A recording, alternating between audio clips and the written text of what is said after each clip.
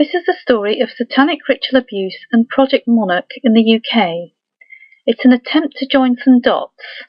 I can't know whether my friend is telling the truth or not, but I believe her. I'm sharing this information because I'm against secrecy. I'm not relaying it as fact, but as it was relayed to me, as reported speech, it was also relayed to the police. This is not the first case, of course. Over the past couple of decades, thanks to a wide spectrum of brave people, this issue has come to light globally as well as the UK. We all have roles to play in dealing with this situation, in protecting the children and supporting those who are already working hard to do so. If our roles are not already clear, then they will become clear. I grew up in what I thought was a fairly normal family, living a fairly normal life. And then at the age of 33, when I was living in a Buddhist meditation center, I started to remember being abused as a child. And not just abused, but tortured and serially abused.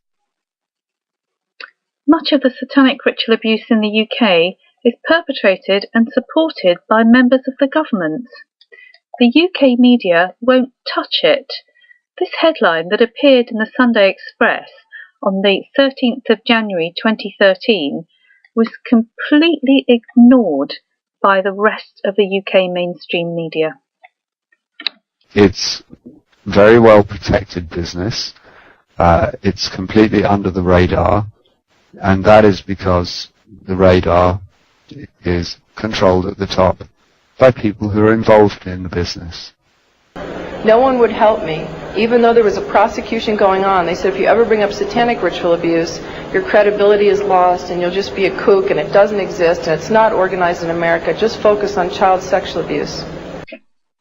I first became aware of ritual abuse around 2006 when a friend asked me to come and support her giving video evidence to the police.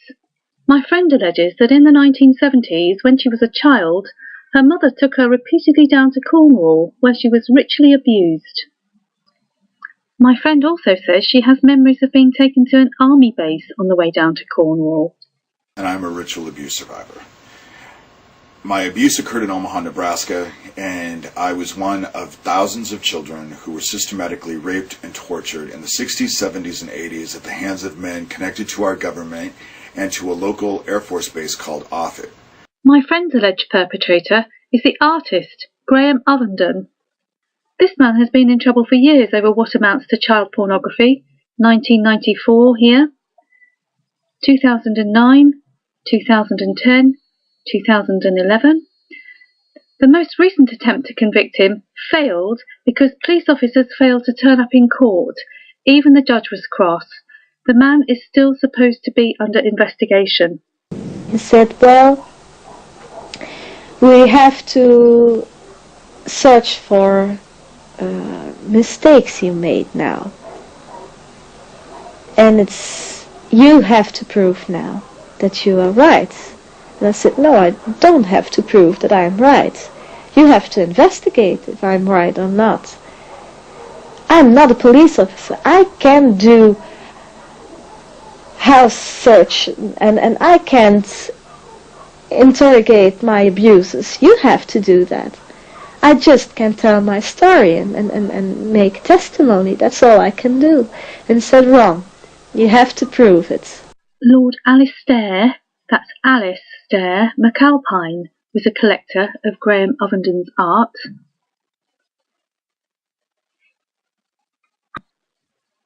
My friend also alleges that key to Ovenden's art are themes surrounding the drugging of children. On spring solstice 1975, Graham Ovenden, his wife Annie, and a group of artist friends, including the artist Peter Blake, founded the Brotherhood of Ruralists. Both Blake and Ovenden liked to paint young girls as Alice in Wonderland. Their works have hung in the Tate Gallery. On the left here is Peter Blake's "Well, this is grand," said Alice, and on the right here is "Alice, you ought to be ashamed of yourself." by Graham Ovenden. Peter Blake was the artist who designed the original Sgt. Pepper's Lonely Hearts Club Band album, and here's another Alistair right here in the left, Alistair Crowley. My friend alleges that she was painted as Alice, and that her abuse comprised part of the Project Monarch mind control Alice in Wonderland programming. Well, I come from a multi-generational satanic family, and for the first 7 years of my life I was tortured and sexually abused in a trauma-based mind control system called Monarch. Project Monarch, in which trauma is used to split the victim's personality, seems to be a hybrid of the brutal mind control techniques developed and still practiced by the old religions and intergenerational abuse families, and their mass distribution techniques developed and adapted by the Nazi-infiltrated American military. My father's Illuminati background goes back to the 1720s. My mother's Satanism goes back to, she claims, 5,000 years to the Amalekite tribe of Canaan, which is spoken of in the Bible. It has a very long history. It's been used for 4,500 years or so as part of human society's methodology for controlling the lower classes of human, as they're perceived by them. These people are doctors, lawyers, politicians. These people are people that you would think to be respectable members of society. These people are often very powerful. Pedophilia is not about sex, it's about power. This is Colonel of the US Army Michael Aquino, founder of the Temple of Set. Colonel Aquino allegedly formed Project Monarch, and he appears on this list that in 2012 was sent by Anonymous to all members of the Belgian Parliament, and the list names everybody involved in the Dutroux affair.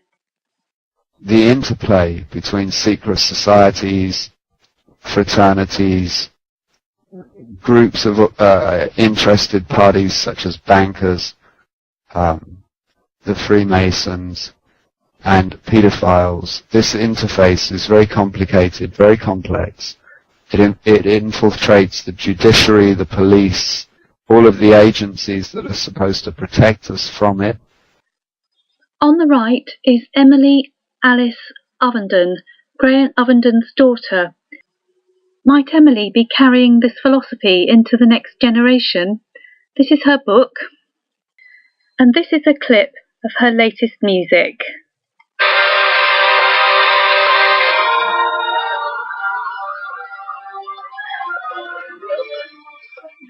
I'm the creator, your host for the night. I'll put you at peace. These are the beasts, the apes in the cages, and I don't home. Let me do as you please. Finally, rather than leaving you scared by some of the dark images you've just seen and the ideas, may I remind you that behind these masks, the perpetrators are nothing more than very, very sick human beings in need of help, however dangerous they might be, and some of them want to get out too. Panto? Yes? Well, I wasn't going to mention this, but, yeah, it's covered in lumps. Yeah, it's gone all brown and it's covered in lumps. Has anyone else noticed? Any member of the group? Well, it's a bit hard to miss. Bastards. And they would have let me go all day looking like this.